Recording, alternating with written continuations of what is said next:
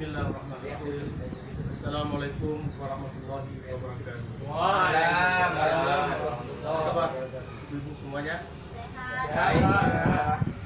Sehat? Semuanya sehat? Sehat. Baiklah, pada hari ini kita akan mempelajari tentang modul pengasuhan dan pendidikan anak. Baik Pak. Pengasuhan dan pendidikan anak adalah sesuatu hal yang sangat penting dalam kehidupan kita. Semuanya kita akan punya anak. Yang belum menikah akan segera menikah. Yang sudah menikah, sudah punya anak, itu bagaimana caranya mendidik anak yang baik dan benar. Apakah selama ini ibu-ibu sudah mendidik anak yang benar? Tentu punya pengalaman pribadi masing-masing. Ya, bagaimana pengalaman ibu-ibu mendidik anak di rumah? Bisa diceritakan sedikit saja. Silakan terus. Kita harus mendidik anak dengan baik. Cara menerapkan kedisiplinan. Ya, selanjutnya. Oke, sudah bagus. Silakan ibu ini, silakan ditambah sedikit saja. Silakan ditambah sedikit saja. Bagaimana cara ibu mendidik anak di rumah?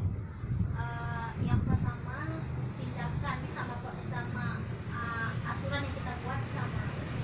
Dalam artian kayak gini, nak sholat, tapi kita juga harus menyampaikan kita sholat duluan. Jadi baru kita menyuruh anak kita untuk buat sholat. Betul sekali. Kemudian dalam buku ini juga dijelaskan sebagaimana yang sudah ibu jelaskan tadi. Buku ini akan dijelaskan 4 sesi. Ya. Sesi yang pertama adalah bagaimana menjadi orang tua yang lebih baik. Kalau kata-kata kita baik, lebih baik, berarti selama ini memang kita sudah baik menjadi orang tua. Tapi bagaimana untuk menjadi lebih baik lagi? Maka dalam pergaulan kita dengan anak-anak kita sehari-hari, apa yang harus kita tampilkan? Langkah-langkah apa yang harus kita lakukan? Yang pertama adalah sikap dan perilaku orang tua. Sikap dan perilaku orang tua adalah itulah perilaku yang baik-baik. Ya, perilaku yang baik-baik yang harus kita tampilkan, kita contohkan di depan anak kita. Bagaimana contoh yang baik? Yang pertama adalah memperkuat kasih sayang pada anak. Ya, bagaimana cara kita mengasihi anak?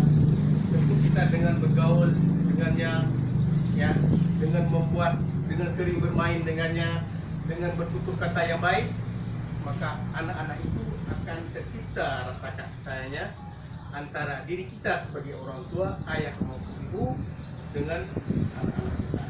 Jangan sesekali kita membentak anak-anak kita. Jangan sesekali mengeluarkan kata-kata yang kasar sehingga menimbulkan rasa takut, menimbulkan rasa cemas pada diri anak. Kalau anak-anak itu sudah menimbulkan rasa cemas, maka apa yang terjadi? Anak-anak itu akan menjauh dari kita, bahkan dia marah dan benci dan menimbulkan dendam pada dirinya. Maka itu hal-hal yang harus kita jauhi. Ya. Yang kedua adalah memahami pentingnya menyamakan ucapan dan tindakan sebagai orang tua. Misalnya apa itu ya? Kita bilang A, maka kita harus konsisten dengan itu. Kita hari ini kita musuh sholat, kamu harus hari ini harus sholat jam 1 tepat waktu. Maka kita harus konsisten dengan kata-kata kita. Jangan kita bilang-bilang saja dan jangan kita kata-katakan saja, tapi kita ikuti dengan praktek kita, ya, dengan tindakan kita sehari. Kalau misalnya anak tidak sholat, misalnya pada jam 1 tepat waktu, maka kita harus mengingatkannya. Ya. Mengingatkan sekali, 2 kali atau 3 kali. Maka nasihat itu harus diberikan berulang-ulang. Ya, harus diberikan berulang-ulang, jangan sekali saja. Pak, Kemudian, mau tanya Pak, Ya, silakan. Ya, kalau misalnya anak kita terlalu bandel itu gimana Pak? Ya, kita harus bersabar. Semua anak kita memang harus bersabar dan terus mengingatkan, memberikan motivasi, memberikan nasihat yang lebih baik. Insya Allah dia akan mendengar ucapan kita atau perintah-perintah kita. Oh, Ya. Ya, kemudian kita harus sadar betul bahwa anak itu adalah peniru. Ya, itu dia akan mencontoh apa yang dilakukan oleh kedua orang tuanya. Kalau orang tuanya suka kasar, suka berkata yang tidak baik, yang menyakitkan hati anak atau menyakitkan hati orang lain, ya dia akan menganggap bahwa hal itu adalah hal yang wajar-wajar saja. Ya, jadi ini harus kita, karena dalam agama kita juga jelaskan, ya, dalam Al-Quran misalnya firman Allah Subhanahu Wa Taala, maka kana lakum fi rasulillahi uswatun hasanah. Jadi pada Rasul itu ada uswatun hasanah. Uswah itu adalah contoh yang baik. Contoh Rasulullah itu menjadi contoh yang baik pada seluruh umatnya. Maka dalam kelompok yang kecil kita sebagai orang tua harus memberikan contoh. Kalau contoh itu yang lebih baik, bukan yang buruk. Kalau buruk itu bisa menciptakan hal-hal yang negatif bagi anak-anak kita. Kemudian hal yang ketiga adalah, atau langkah ketiga adalah orang tua yang baik memiliki konsep diri yang positif. Ya, harus berpikir dirinya adalah pantas, mampu menjadi atau layak ya, dan ini akan tercermin dalam sikap dan perbuatan kita. Kemudian kita juga dari segi ekonomi kita mungkin berbeda-beda. Mungkin posisi kita hari ini adalah kekurangan, kita tidak memiliki harta yang lebih. Itu bukan halangan, ya, bukan halangan untuk menjadi orang tua atau memahami bahwa miskin harta itu bukan berarti miskin. Banyak orang-orang yang miskin, anak-anaknya menjadi anak-anak yang sukses di kemudian hari. Kalau kita lihat dalam kehidupan sehari, maka anak-anaknya itu banyak datang dari keluarga yang kemudian mengetahui cara menghentikan pikiran, cara bagaimana kita menghentikan pikiran yang negatif. Ya. Pikiran negatif adalah pikiran yang buruk, pikiran yang jelek. Ya, untuk menghentikan pikiran negatif itu, ya kita harus memberikan suatu nasihat yang baik, ya, yang bisa diterima oleh dia sebagai anak. Kemudian langkah yang keempat adalah orang tua yang baik adalah penuh kasih sayang dan tidak melakukan kekerasan. Nah, sering kita lihat dalam kehidupan kita sehari bahwa kalau orang tua itu tidak sanggup lagi mengatasi kenakalan anaknya, maka langkah yang terakhir adalah melakukan kekerasan.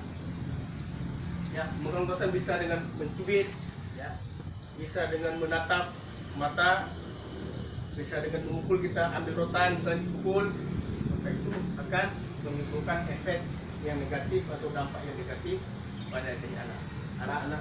Hanya Ya, Pak, ya silakan. apakah efeknya nanti akan besar jika kita sering memarahi anak Pak?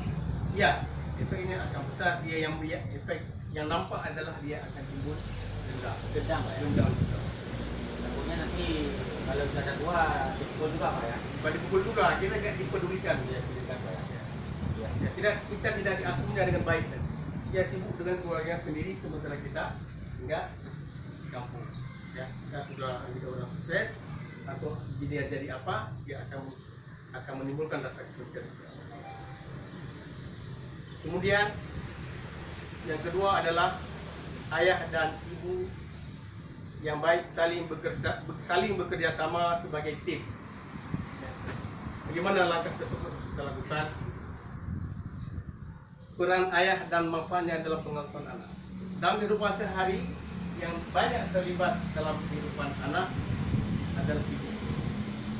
Ayah adalah kerjanya di luar rumah. Ibu lebih banyak di dalam rumah, lebih banyak mengasuh anak. Tetapi pada konsepnya adalah ayah dan ibu itu harus bekerja sama. Ayah juga harus dilibatkan dalam pengasuhan anak. sering bersama anak. Ya, harus meluangkan waktu bersama anak. Bisa dengan cara bermain yang membuat anak itu senang dan bahagia. Kemudian sebagai orang tua juga kita harus memiliki wawasan, ya, wawasan yang luas. Kita punya cerita-cerita yang menarik yang bisa kita ceritakan kepada anak sehingga anak itu tertarik dan suka kepada orang tuanya. Kemudian hal yang lain adalah membuat keputusan bersama dan melaksanakan dengan konsisten. Keputusan apa misalnya yang sudah kita sepakati dengan anak? Misalnya kita ada HP, kita sering memberikan HP kepada anak-anak. Lalu HP itu ada banyak sekali dampak negatifnya. Dia bisa mengakses segala hal. Kalau kita sudah membuat keputusan bahwa tidak boleh kita berikan HP kepada anak itu, maka jangan kita berikan. Jangan kita berikan, apakah kita harus dengan memarahinya, dengan membentaknya? Tidak. Karena kita sudah mengatakan kepada anak, nak, kamu jangan pakai HP, belum waktunya kamu. Tapi kapan kamu bisa memakai HP nanti? Kalau kamu sudah cukup umur, sudah dewasa, sudah memahami betul-betul bagaimana membedakan antara yang baik dan benar. Kalau sekarang kita berikan HP tanpa ada pengawasan, maka itu akan memberikan negatif kepada ini dia. Jika si anak itu nggak mendengar yang kita bilang itu gimana, Pak?